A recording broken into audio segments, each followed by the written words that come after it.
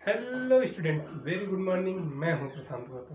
तो हमने previous lecture में एंटी एमेटिक ड्रग के बारे में अच्छे से पढ़ा और उसका क्लासिफिकेशन भी किया।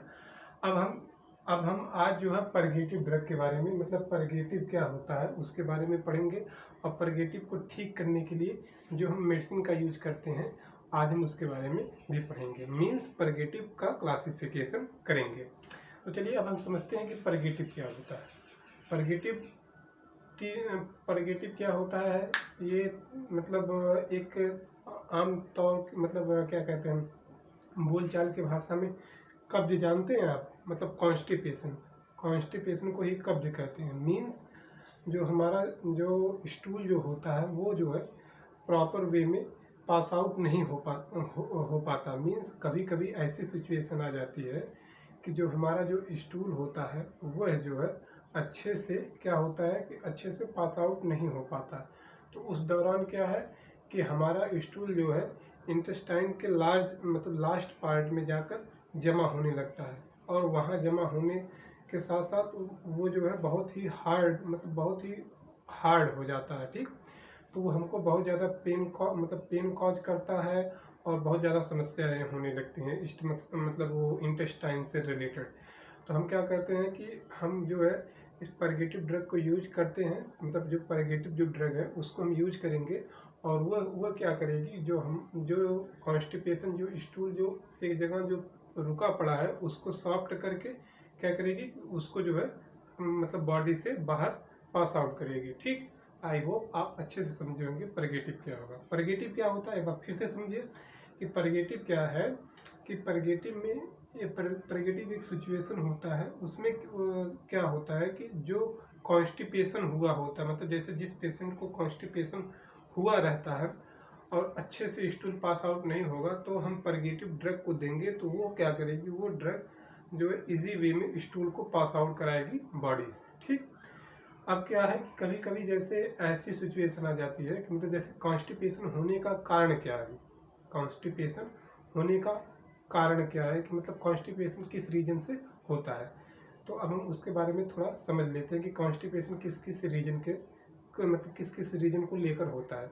तो कॉन्स्टिपेशन बेसिकली, जैसे अगर हम बात करें कि कोई स्पाइसी फूड हो, मतलब स्पाइसी फूड मतलब जंक फूड हो गया और कॉन्टेमिनेटेड फूड हो गया।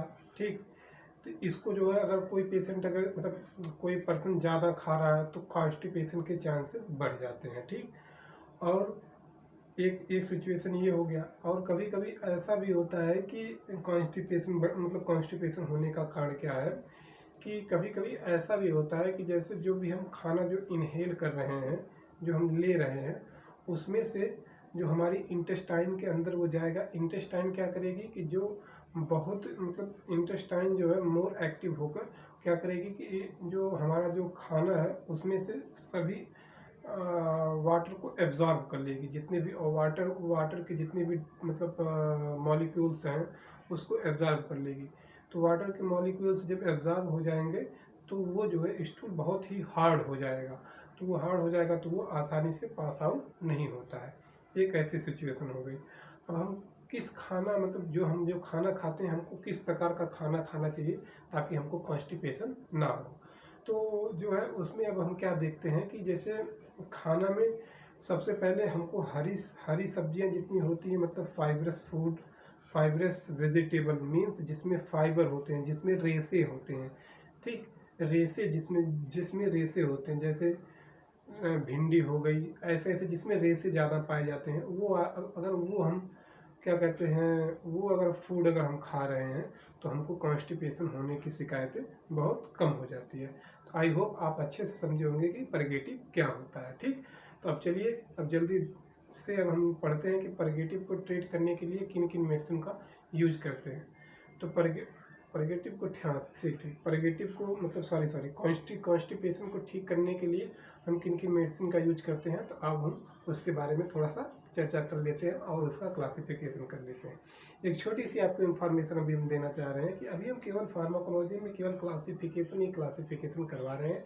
जैसे ही हमारा क्लासिफिकेशन और डिफिनेशन खत्म होगी तो उसके बाद से हम पूरी फार्माकोलॉजी आपको अच्छे से समझाएंगे और बताएंगे भी। ठीक, तो आप हमारे वीडियो में लास्ट तक बने रहिएगा, वीडियो को स्किप मत करिएगा।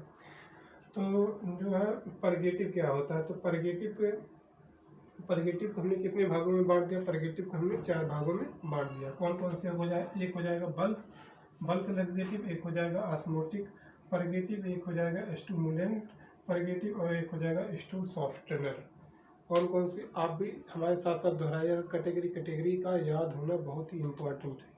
कौन से, bulk laxative, osmotic purgative, stimulant purgative और स्टूल सॉफ्टनर। तो 4 कैटेगरी हो जाएगी। अब जो है बल्क परगेटिव में कौन कौन सी ड्रग आएंगी, अब उसके बारे में हम थोड़ा चर्चा कर लेते हैं।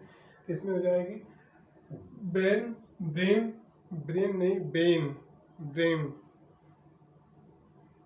बेन और एक मेथाइल सेलुलोज। बेन हो जाएगा और मेथाइल सेलुलोज हो जाएगा। कौन सी मतलब बल्क परगेटिव में हो जाएगा बेन और मेथाइल सेलुलोज। अब ऑस्मोटिक परगेटिव में कौन कौन सी मेडिसिन यूज करते हैं, तो ऑस्मोटिक परगेटिव में हम 4 टाइप की मेडिसिन को यूज करते हैं, जो कि है magnesium sulphate, magnesium hydroxide, magnesium sulphate, magnesium hydroxide, lactulose और सोडियम सल्फेट। तो बहुत ज़्यादा यूज होने वाली जो मेडिसिन होती है वो क्या होती है, वो लैक्टुलोज होती है। कौन सी मेडिसिन होती है, ये लैक्टुलोज। ये वाली जो मेडिसिन है ये बहुत ज़्यादा यूजेबल मेडिसिन है। मतलब मेडिसिन है ये एक सिरप के फॉर्म में आता है। किस फॉर्म में आता है, ये एक सिरप के फॉर्म में आता है। समझ में आया आपको, मतलब जो हम मेडिसिन जो लेते हैं वो किस फॉर्म में रहता है, सिरप के फॉर्म में रहता है। इतना आपको समझ में आया। मीन्स ये जो है, अगर इस मेडिसिन को अगर लेना रहे तो डॉक्टर उसको ये बताता है कि ये मेडिसिन अगर आप सोते समय 2 ढक्कन पानी में, गुनगुने पानी में डाल के पी के सो जाइएगा। मीन्स ये मेडिसिन रात में अगर हम लेते हैं तो ये जो है अच्छे से इंटेस्टाइन में जाकर अपना इफेक्ट शो करेगी और सुबह आदमी फ्रेश होने के लिए जाएगा तो अच्छे से फ्रेश हो पाएगा। ठीक, तो इसलिए जो है इस लैक्टुलोज जो सिरप होता है उसका यूज करते हैं बेसिकली। अब जो है इसमें जो है चौथी मेडिसिन कौन सी आ जाएगी, सोडियम सल्फेट। कौन सी मेडिसिन आ जाएगी, सोडियम सल्फेट। अब जो है स्टिमुलेंट परगेटिव में कौन सी आ जाएगी, स्टिमुलेंट परगेटिव में जो है 3 मेडिसिन आ जाती है। एक हो जाएगा स्टिमुलेंट परगेटिव में 3 मेडिसिन आ जाएगी। एक हो जाएगा कैस्टर ऑयल, एक हो जाएगा बिसाकोइडिल, कैस्टर ऑयल, बिसाकोइडिल, एंथ्राक्विनोलोन, कैस्टर ऑयल, बिसाकोइडिल और एंथ्राक्विनोलोन। और ये हो जाएगा सॉफ्ट स्टूल सॉफ्टनर में क्या हो जाएगा, डे कस्टेट। स्टूल सॉफ्टनर में क्या हो जाएगा, डे कस्टेट और लिक्विड पैराफिन। लिक्विड सॉफ्टनर में क्या हो जाएगा, डे कस्टेट और लिक्विड पैराफिन।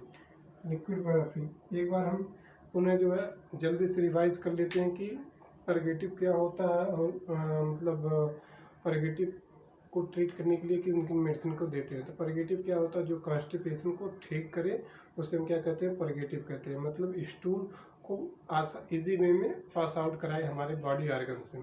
ठीक, अब इसको परगेटिव को हमने कितने भागों में बांट दिया, 4 भागों में। जो एक हो जाएगा बल्क परगेटिव, एक ऑस्मोटिक परगेटिव और एक हो जाएगा स्टिमुलेंट परगेटिव और स्टूल सॉफ्टनर। तो बल्क परगेटिव में हो जाएगा बेन और मेथाइल सेलुलोज और ऑस्मोटिक परगेटिव में हो जाएगा मैग्नीशियम सल्फेट और मैग्नीशियम हाइड्रोक्साइड, लैक्टुलोज और सोडियम सल्फेट। और स्टिमुलेंट में हो जाएगा कैस्टर ऑयल, बेसाकोइडिल और एंथ्राक्विनोलोन्स। और स्टूल सॉफ्टनर में हो जाएगा डेकस्टेट और लिक्विड पैराफिन। तो ये आज का जो हमारा ये जो टॉपिक था, आज मतलब बहुत ही छोटा टॉपिक था। आई होप आपको अच्छे से समझ में आया होगा कि परगेटिव क्या होता है और परगेटिव को ठीक करने के लिए जो मतलब कॉन्स्टिपेशन को ठीक करने के लिए जिस मेडिसिन को हम यूज करते हैं उसका क्लासिफिकेशन आपको अच्छे से समझ में आया होगा। तो चलिए आज के लिए बस इतना ही। या आपसे एक छोटी सी हम्बली रिक्वेस्ट है कि आप हमारे वीडियो को अगर देख रहे हैं, अगर आप इससे कुछ सीख रहे हैं, अगर आपको लग रहा है कि भाई जो मेहनत कर रहा है वो पॉजिटिव वे में कर रहा है, तो यार प्लीज़ आपका कुछ नहीं जाता, एक लाइक कर दीजिएगा और चैनल को सब्सक्राइब कर लीजिएगा। चलिए, all the best, thank you.